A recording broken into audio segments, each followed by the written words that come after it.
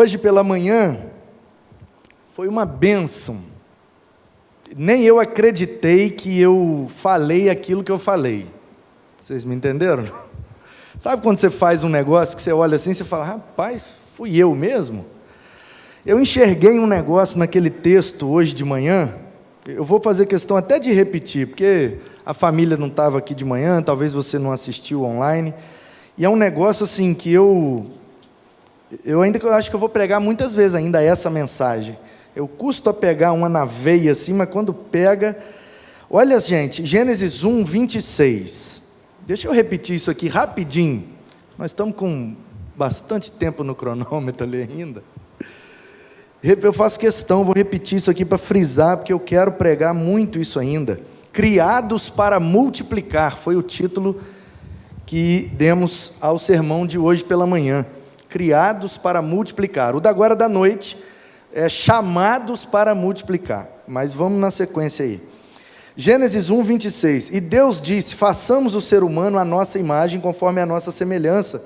Tenha ele domínio sobre os peixes do mar, sobre as aves do céu, todos os animais e tal. Assim Deus criou o ser humano à sua imagem. A imagem de Deus o criou, homem e mulher os criou. E Deus os abençoou e lhes disse, sejam fecundos, multipliquem-se, encham a terra e sujeitem-na, tenham domínio sobre todos os animais, e eu dou a vocês tudo que dá para comer aí na terra, pode ficar para vocês, e todos os animais e as aves e tudo que rasteja, tudo que tem fôlego de vida e tudo que vocês conseguirem comer, vivam do que tem para comer aí nesse planeta. E assim aconteceu. 31. Deus viu tudo o que havia feito, e eis que era muito bom. Houve tarde e manhã, assim foi o sexto dia da criação. E aí, por causa dessa palavrinha que apareceu aí no 28, sejam fecundos e multipliquem-se. Eu percebi, obrigado, que quando Deus nos criou, e aqui é a narrativa da criação, a primeira narrativa da criação, Ele nos criou com esse propósito.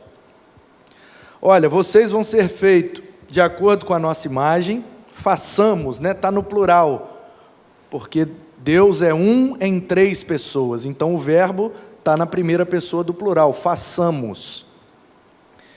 Então a Trindade nos criou conforme a imagem de Deus, ou seja, somos semelhantes a Deus, não na sua soberania, não na sua onipresença, onipotência, onisciência, não na sua eternidade e infinitude, não.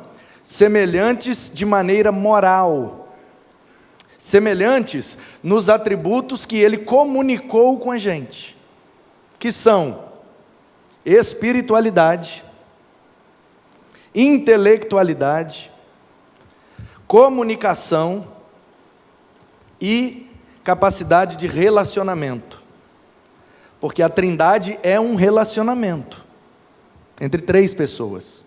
Se nós somos criados semelhantes a Deus, então também somos criados para o relacionamento. Por isso que a solidão nos aflige, porque nem Deus está sozinho, é uma trindade. Como disse o teólogo Damasceno, é uma pericorese.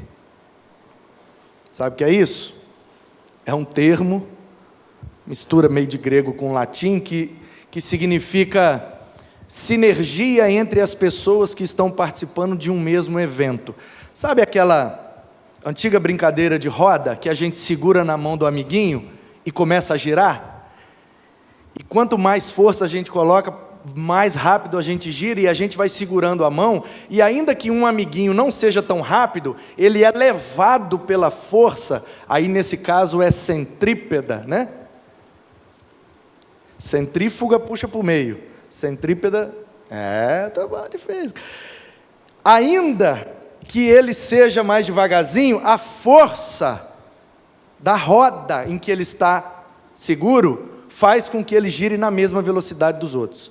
E aí o Damasceno, um teólogo, ilustrou o relacionamento da Trindade como se fosse essa sinergia, porque não tem hierarquia, o Pai, o Filho e o Espírito. Não é uma hierarquia, não é quem manda mais, quem pode mais. São três pessoas de um mesmo Deus. Tem os mesmos atributos, o mesmo poder, tudo igual.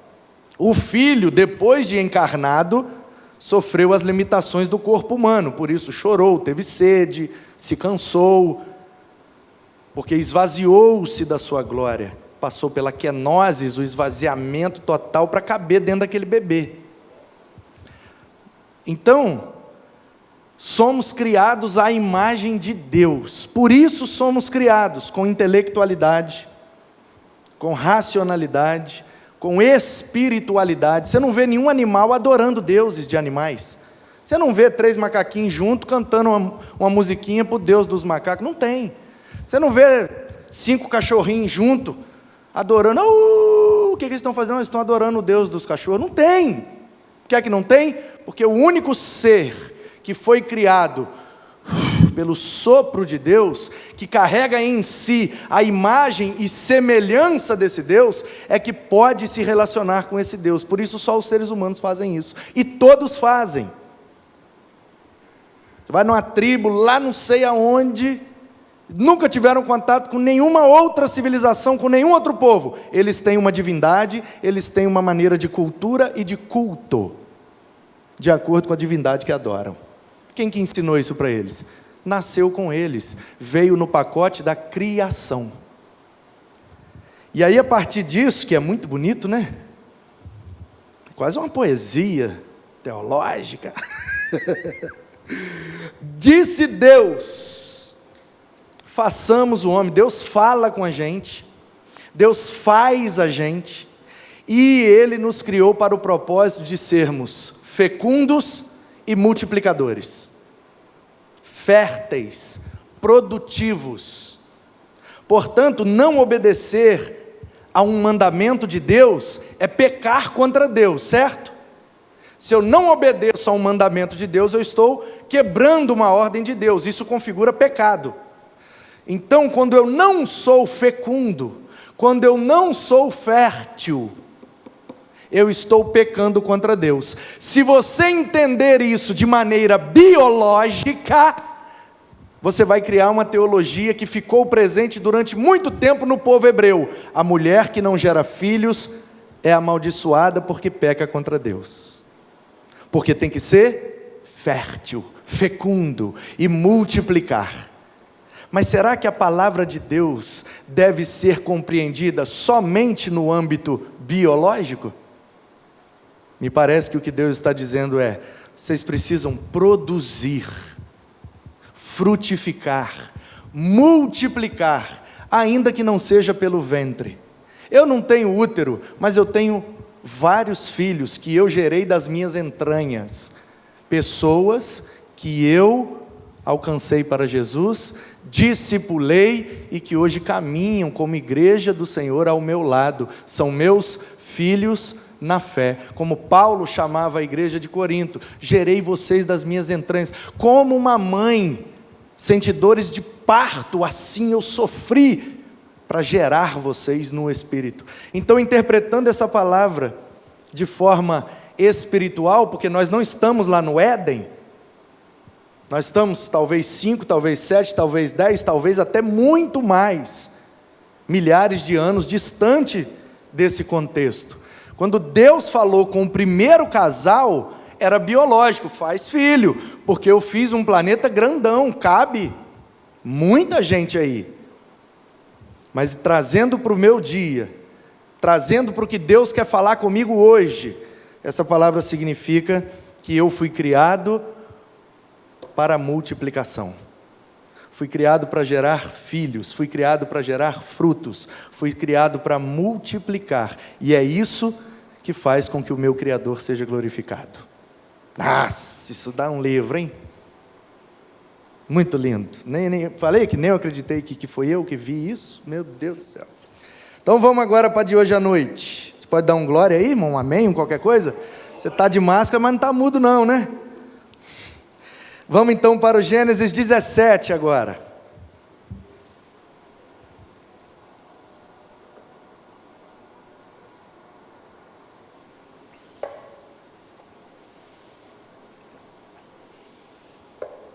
Gênesis 17.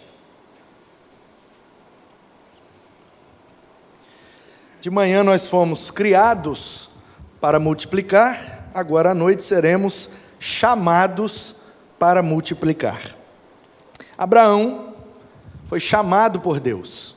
Deus tirou ele da terra dele, da parentela dele, deu a ele um propósito, um desígnio, uma missão e, consequentemente, uma bênção.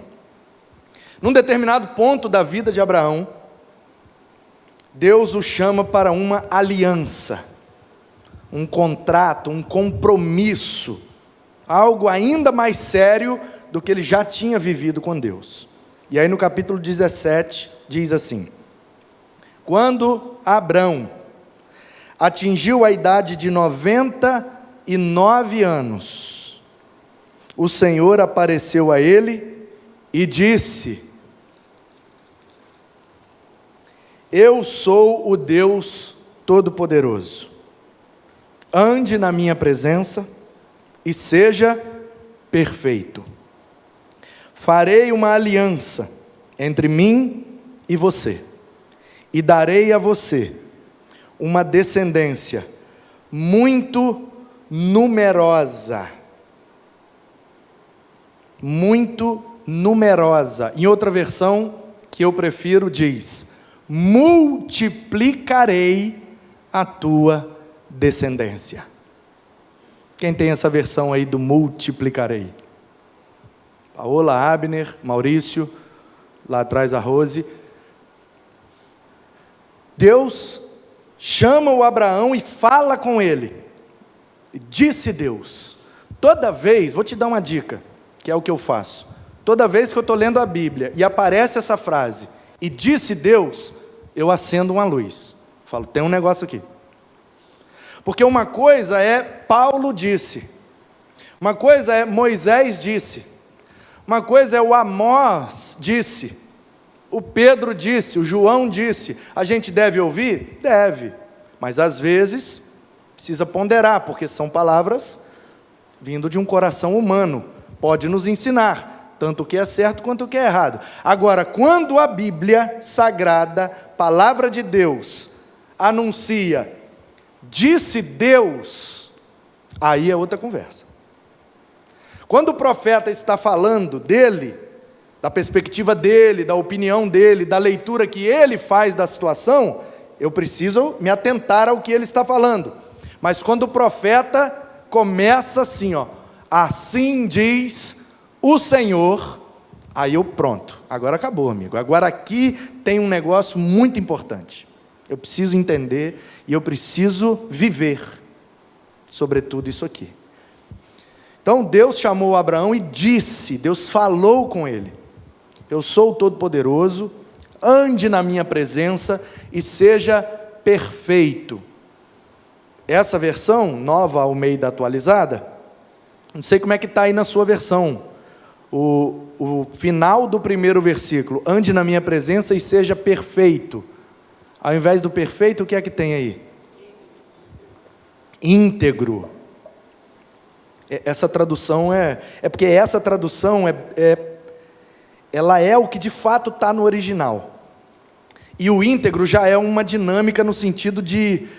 Porque aí eu preciso explicar esse perfeito aqui, que é a ideia de integridade mesmo. Eu vou explicar. O problema nosso, não é que é um problema, mas é o que dificulta a nossa compreensão, é que a expressão perfeito, para nós, virou um sinônimo de sem defeito, sem erro, sem deslize, sem pecado, sem mancha, perfeito, não tem nada que você bote um defeito. Só que a palavra, o significado original da palavra perfeito, que é a junção de duas palavras em latim, perfecto. Per, em latim, seria o full no inglês, é o cheio, é o todo, é o íntegro, integridade, encheu, full, não é isso, professorzão? Full, encheu. Então, o cheio, no latim, é per. Por isso que tem várias palavras. Persuadere, de onde vem a ideia de persuasão. Suadere é conselho. Então, persuadere é o conselho completo. Para você persuadir alguém, você precisa aconselhá-la completamente. Você precisa abrir o leque de todas as decisões e deixá-la decidir. Isso é persuadir na ideia original do conceito. Então, perfecto, fecto é feito. Como diz os meninos da roça, é fazido. Feito, feito. Vamos fazer um banco? Plá, plá, plá. Terminou o banco, tá? Feito. Então, o que é o perfeito? É o feito por completo. Feito por completo. Terminou a rampa, vou descer de skate. Ih, mas ainda tem que botar o telhado. Terminou a rampa, vamos... não, mas ainda tem que fazer o rebaixamento. Terminou a rampa, mas ainda tem que botar a luz. Terminou a rampa, mas ainda tem que retocar a pintura. Terminou a rampa, mas... Sabe? Agora, não, terminou a rampa. Acende aí e deixa o povo subir. Está perfeita. Não, pastor, não está perfeita não. Aqui tem um tortinho aqui, ali tem um negocinho. O problema é que você está com a ideia de que perfeito significa que não tem nenhuma imperfeição. A gente levou, e isso é natural na dinâmica da linguística, o Jairo estivesse aqui, ele falaria até melhor do que eu, as palavras, os verbetes, os termos, os conceitos, eles vão mudando com o tempo mesmo, isso é normal. Mas eu preciso chamar a sua atenção que o termo que é usado aqui, ande na minha presença e seja perfeito, e seja íntegro, é o seguinte: não faça nada pela metade. É como se eu chamasse vocês para subir a rampa e ainda não tivesse o telhado. E aí quando a gente começasse a subir, caiu um toró, eita, corre pela escada, porque não dá para subir pela rampa. Não terminou. Então o que Deus está dizendo é, anda comigo e faz o máximo que você puder. E dê 100%. Seja íntegro. Sim, sim. Não, é não. Dê o seu melhor. Você não precisa ser melhor do que o outro, mas você precisa em todo tempo, no relacionamento comigo, dar o máximo de si. É isso que Deus está falando com Abraão. Eu não aceito menos do que tudo. Se lembra do jovem rico? Senhor, como é que eu faço para ir para o céu depois que eu morrer? Quero herdar a vida eterna. Como é que faz? Você conhece os mandamentos? Conheço. Você pratica? Pratico. Então está resolvido. Tá, mas e aí, o que é que eu faço? Não tenho mais nada para fazer. Mas se você quiser andar comigo, pega a sua riqueza, dá tudo aí para os outros e vamos embora. Aí a Bíblia diz, e afastou-se triste da presença de Jesus. Jesus pediu quanto a ele? 10%? Metade? 99%? Jesus falou para ele dar o quê? Tudo. Por isso que para mim é irrisório, é fútil, chega a ser banal a discussão sobre o dízimo. Se é da graça, se é da lei, se é do Antigo, se é do Novo Testamento, se é isso, meu amigo, você não entendeu. A lei pede 10, é isso, porque já começa a percepção equivocada, de que Antigo Testamento é lei e Novo Testamento é graça. E disse Deus, façamos o homem conforme nossa imagem e semelhança. E aí, aqui é viagem da minha cabeça, um teatro, ilustração só para você entender. Aí tem a trindade aqui, façamos, né? Bora fazer o homem. Mas ele vai ter características nossas. Nós vamos comunicar uns atributos com eles. Eles vão ser espirituais, eles vão ser comunicativos, criativos, intelectuais, racionais. Temos que comunicar alguma coisa para dar a condição deles se relacionar com a gente. Porque se eles forem iguais às outras criações, não vai ter relacionamento. E Deus é onisciente, né? Sabe tudo e sabe até antes, presciente. Então eu imagino na presciência de Deus, Ele dizendo, mas você sabe que eles vão se rebelar contra a gente, né? Sabe que eles vão desobedecer, né? Sabe que eles vão errar e pecar, sabe, né? Não, sabemos. E ainda assim vai criar? Vamos, mas eles não merecem, eles vão se rebelar? Não, mas vamos criar assim mesmo. Quando você recebe algo que não merece, é graça. Então a graça de Deus está presente na Bíblia desde o primeiro versículo. Bereshit bara Elohim, et ha-samaim et ha-ares. No princípio criou Deus os céus e a terra. E dessa terra Ele tirou a matéria-prima para nos criar. Alguém aqui merecia? Alguém aqui fez algo por merecer o universo? Alguém fez algo para merecer um céu estrelado? Alguém aqui fez algo para merecer um pôr do sol lindo, alaranjado? Eu não fiz. Então, se eu não fiz e tenho, é graça. É graça. Tudo que eu recebo sem merecer é graça de Deus. O ar que eu respiro, eu pago. Eu fiz algo para merecer? Não, então é graça. Portanto, a graça de Deus está presente desde o início de toda a criação. Esse papo de que era lei virou graça, não vou por aí, não acho que é isso. Aliás, estou convicto de que não é isso. Era 10% e agora não tem mais. Aí a galera fala, agora não tem mais. Porque o problema todo é o dinheiro, você já reparou? Você conhece a pessoa de se mexer no dinheiro dela. O problema é o dinheiro. Se o dízimo não fosse dinheiro, fosse em horas trabalhadas, você tem que dar 10% das suas horas trabalhando aqui. Talvez não teria tanta discussão, mas como é o dinheiro, aí o troço garra. Então, o papo era 10% antes. E agora, não tem mais nada. Não tem mais nada? O que Jesus falou para os pescadores? Eu vou ficar aqui pescando com vocês, foi isso que Ele falou?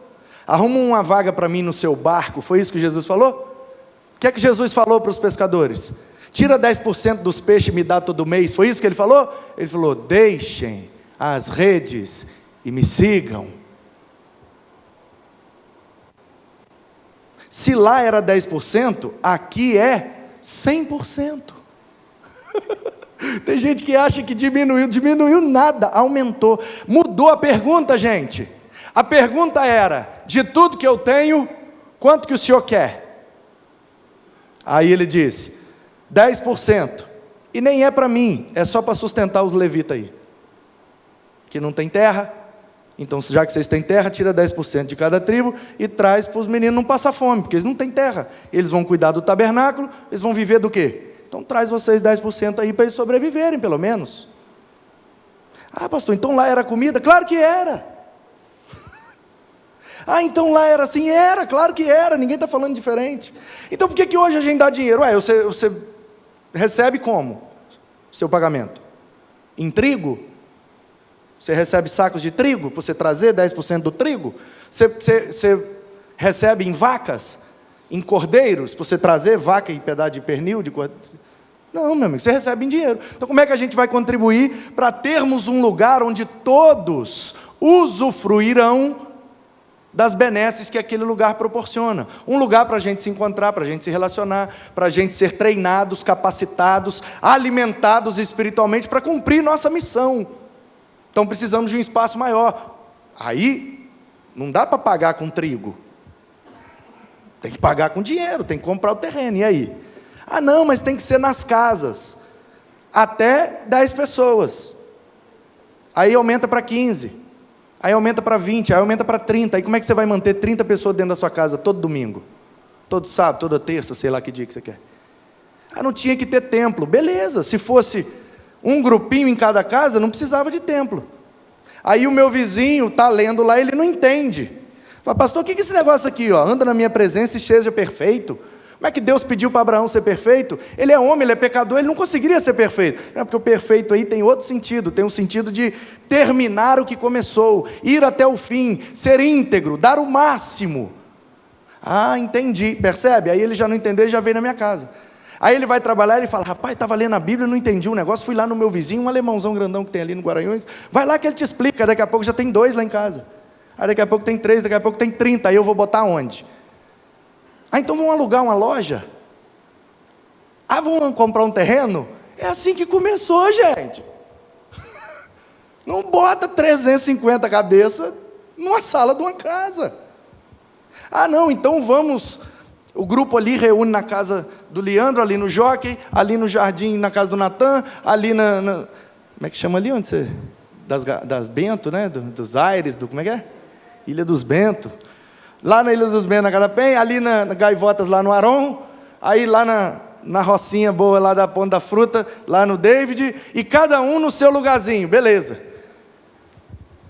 Aí, vamos ficar só com esse mesmo grupo, aí a gente começa a ler a Bíblia e fala, não, ide pregar aí. Prega o Evangelho e anuncia. Aí as pessoas vão acreditando, aí a gente vai mandar elas para onde? Você é de onde? Ah, eu sou do Jockey. Então, eu tenho que mandar ela para onde? Vai lá para casa do Leandro. Ah, eu sou do Jardim. Vai lá para casa do Natan. Ah, eu sou dos Bento. Vai para casa da Penha. Daqui a pouco as casas estão tudo lotadas e eles estão me ligando. Pastor, você está mandando o povo lá para casa. Não tem comida que dá, não tem condição. Não tem... Acabaram com o meu sofá, destruíram meu tapete. Entendeu? O povo acha que a gente quer comprar terreno, construir templo, Cristiano. Fazer rampa, telhado, mexer com acústica, com iluminação, com um monte de coisa. Porque a gente quer ficar rico, tomar dinheiro dos outros. É porque não cabe. Ah, mas eu fui lá na casa do Leandro e gostei do jeito que o Leandro explicou. Mas você não mora lá na Ilha dos Bentos? Moro. Mas você não gostou lá da casa da Penha? Não, eu amei a casa da Penha, mas eu preferi a explicação do Leandro. Aí daqui a pouco o pessoal da Ilha dos Bentos está indo para onde? Lá para a casa do Leandro. Deu para entender, irmãos? Se cada um aqui fizesse da sua casa um ponto de pregação, de estudo bíblico, e explicar a Bíblia para os seus vizinhos, não precisava de templo, mas levanta a mão quem quer fazer da sua casa um ponto de pregação, de estudo bíblico, toda semana tem gente no seu sofá para você explicar todas as perguntas, aconselhar de madrugada, atender problema com casamento, filho usando droga e tudo. Levanta a mão quem quer aí. Aí Deus, sabendo disso, ele falou, vou pegar uns meninos meio doidos, que eles vão querer.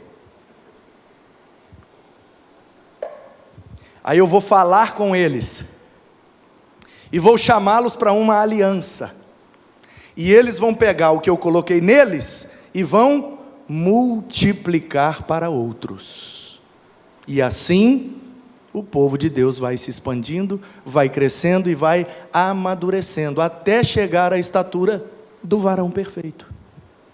Simples assim. Então, quando Deus chama o Abrão ainda aqui, ele já começa dando a credencial: eu sou o Todo-Poderoso. Ande na minha presença, seja perfeito, seja íntegro, dê o seu melhor, não aceite menos do que o seu melhor.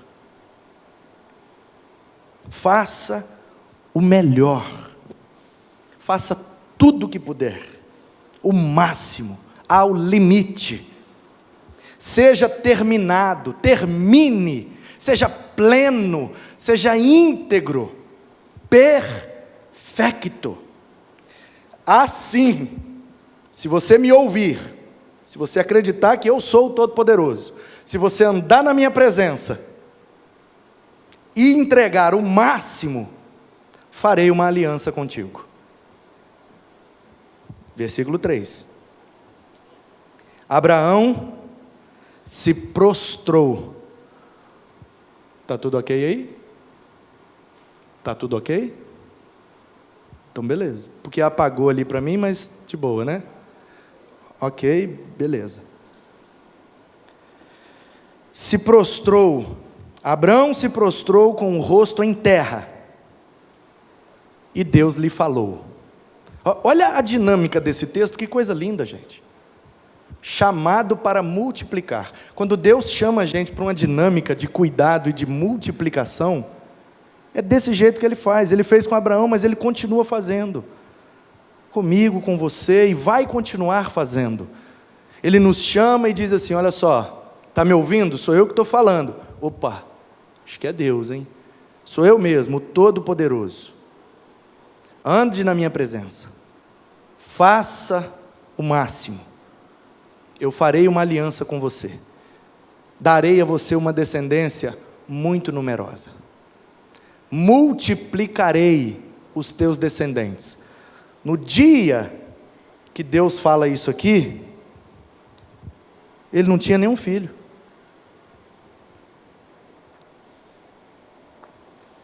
A mulher dele era estéril. Como é que pode? Percebe onde está o ponto da questão? A mulher do cara era estéril, ela não podia gerar filhos biológicos. Então Abraão, que aqui ainda era o Abrão, estava sendo chamado por Deus para ser um instrumento de multiplicação do seu DNA. Eu vou te dar descendentes com o seu mesmo DNA. Que eu botei em você, você vai passar para os outros. Mas a minha mulher não pode ter filho.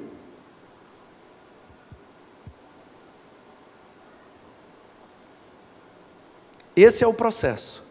Quando Deus nos chama para algo específico que Ele tem na nossa vida, sempre tem alguma coisa que a gente pode olhar e falar: ah, não é isso não, por causa de tal coisa. A gente sempre, se você olhar ao seu redor, você sempre terá uma desculpa. Você sempre terá algo para apontar e dizer: está vendo aí? Não, comigo não. Não é possível. A minha esposa não pode nem ter filho. Como é que vai multiplicar meus descendentes? E aí ele se prostra.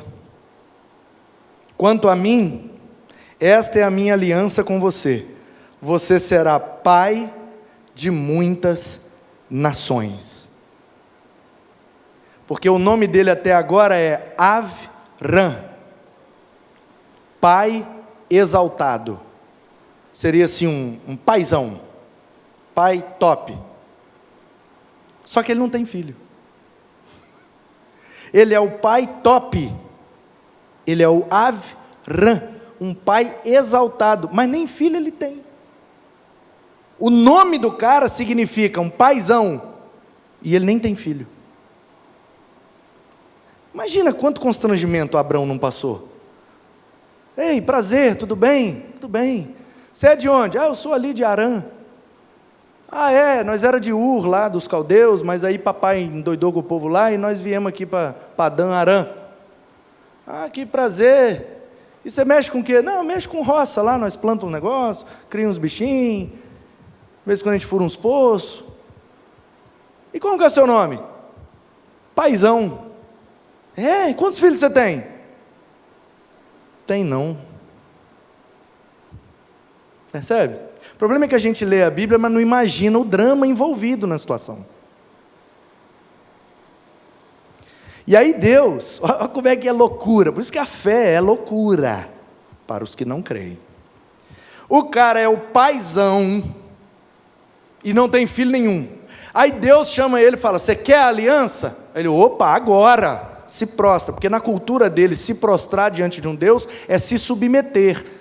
O Senhor que manda, eu só obedeço. Prostrou, ele diz: eu aceito, eu concordo.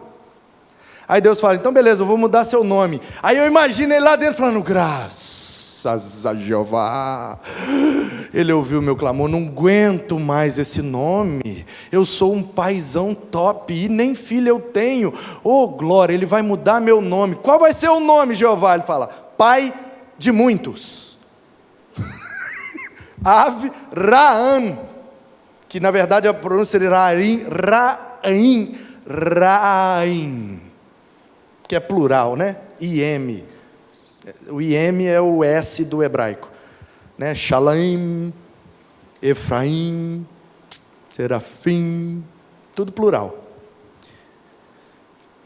Meu Deus, eu achei que ele ia mudar meu nome para melhor.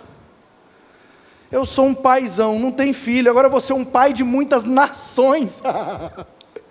Eu fico imaginando quando ele ouviu aquilo de Deus: não, o senhor pode ser um Deus da brincadeira, não é possível. É uma trollagem, onde é que está a câmera escondida aí? Pelo amor de Deus, o cara fala que vai mudar meu nome. Eu estou sendo constrangido a vida inteira, porque eu sou um paizão e não tenho filho nenhum, e agora o cara diz que o meu nome vai mudar, e vai ser pai de muitas nações. Não é mais Abrão. Agora é Abraão, porque eu vou te constituir como pai de muitas nações. Farei com que você seja extraordinariamente fecundo. Quem ouviu a mensagem da manhã? Está entendendo, né? De você farei surgir nações, e reis procederão de você. Estabelecerei uma aliança entre mim e você, e a sua descendência, no decurso das suas gerações, aliança perpétua, para ser o seu Deus e o Deus da sua descendência.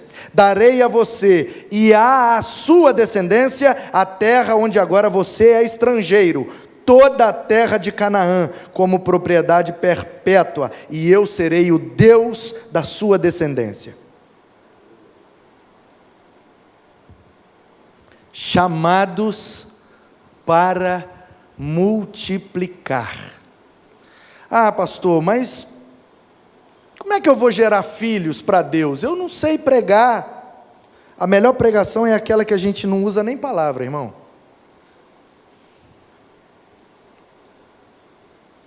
Pastor, mas como é que eu vou multiplicar? Como é que eu vou gerar filhos espirituais? Eu sou tímido.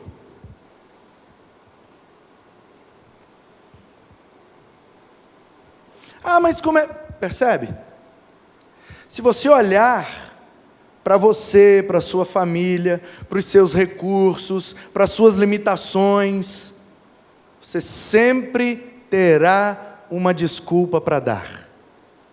Mas se você olhar para aquele que te chamou, se você olhar para aquele que te criou, se você olhar para aquele que colocou em você um fator multiplicador, se você olhar para aquele que tem feito uma aliança com você, se você olhar para aquele que te chamou para uma nova aliança no seu sangue, se você olhar para o autor e consumador da sua fé, você crerá e verá que é possível, mesmo sendo um, sem nenhum útero, gerar muito descendente.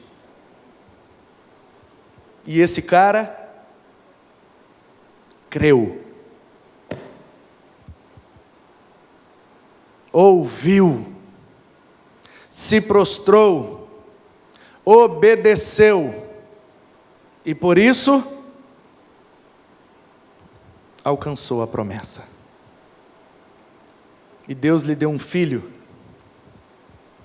da mulher estéril.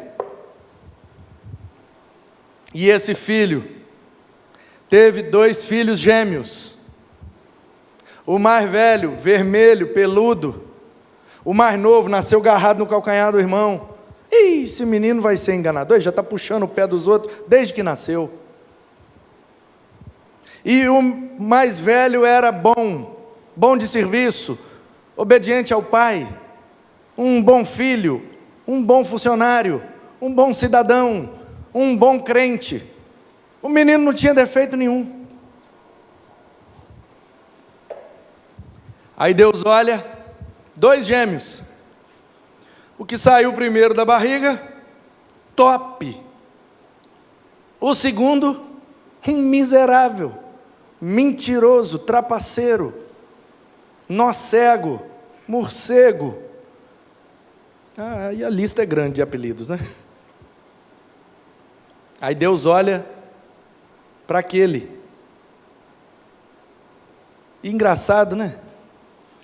Preguei sobre Jacó no mês de quê, gente? Que foi? De agosto, né? Cuidar de Deus na vida dos seus servos, né? Aí preguei Jacó, expliquei, falei até do nome, pá, deu polêmica. Eu gosto. E aí, imagina se esses 2 fossem 2 candidatos ao ministério pastoral da nossa igreja.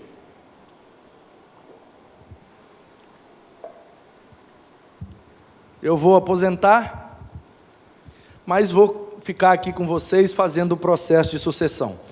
trazer aqui 2 pastores para vocês ouvirem, conhecer a vida deles, fazer uma assembleia, o que vocês escolherem eu dou posse e depois eu vou aposentar.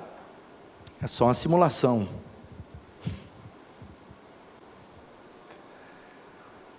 E aí esse aqui é o primeiro candidato, irmãos. Ele é formado no Seminário do Sul, lá na Tijuca. Ele é casado, tem filho, trabalha na multinacional, tem mais 2 faculdades, o pai dele é pastor, o vô dele é pastor, ele aí vai, entendeu? Currículo excelente, uma lista de referências,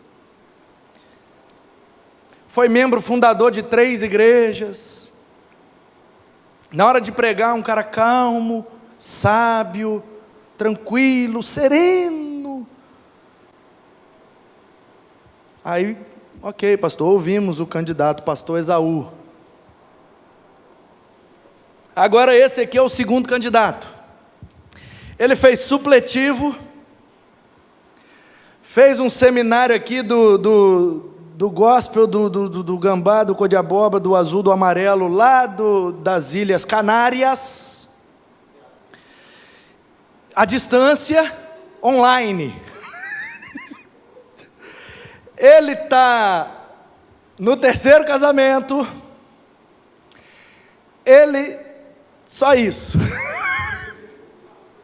E na hora de pregar ele não acha o texto, ele é estabanado, ele derrubou a jarra d'água, e aí tudo bem pastor, ouvimos, esse é o pastor Jacó, vamos para a assembleia, seja sincero,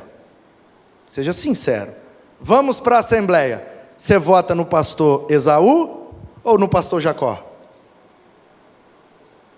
Unânime, quem é o louco que vai votar numa miséria dessa?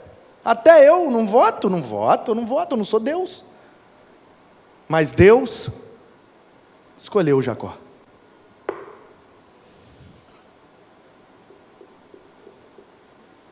Deus escolheu o Jacó.